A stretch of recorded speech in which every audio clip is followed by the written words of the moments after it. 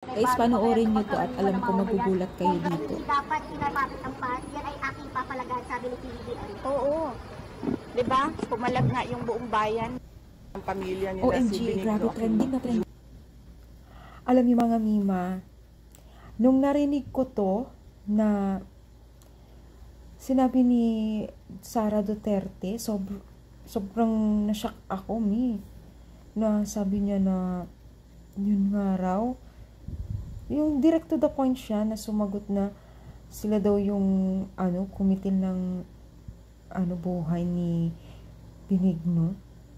Totoo kaya to, So, gawa-gawa lang. Alam niyo guys, ngayon sobrang gulo na po yung lakaran o sa larangan ng ating gobyerno, no? Talagang marami na pong nadadamay.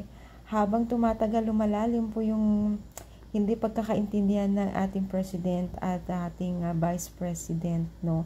Sobrang nakakalungkot lang dahil syempre kaya nga sila po ay tumayo bilang isang ina at amas ng bayan para sa ikakaunlad, ikakabuti ng lahat. Pero bakit na ganito nang nangyayari? Hindi nakakaaya-aya yung mga nangyayaring bangayan, no? Lalong-lalo na tong si Vice President Sara Duterte, talagang may mga araw-araw atang may nilalabas na kung ano-anong mga nakaraan o latest pa or syempre, 'di ba? Dahil dito ay nagte-trending lalo po, no? Hindi lamang dito sa Pilipinas, maging na rin sa iba't ibang bansa, nakakahiya baga, no?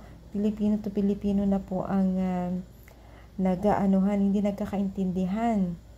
Ang masaklap pa yung ating mga pinuno ang hindi nagkakaintindihan ngayon. Kaya guys, nako, ipag-pray na lang natin sila dahil syempre kung alam naman natin kung ang ating mga kataas-taasan ay hindi magkakaintindihan, malamang damay tayong lahat kasi sila yung ama at ina sa lipunan o dito sa buong Pilipinas. Kaya lahat damay-damay, dami na stress, mga bangayan, no? So, pag-pray na lang po natin na nawa ay maging peace of mind o maging mapagpatawad ang bawat isa para sa ganun ituloy-tuloy po yung paging kampante ng bawat isa o peace of mind. Sobrang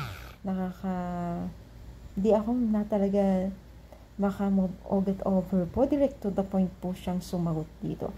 Kaya maigi yan mga Mima, ipag-pray po natin, ipagdasal natin ang ating bansa na sana ay maging peace of mind na or maging love, mas manaig ang pagmamahalan, no?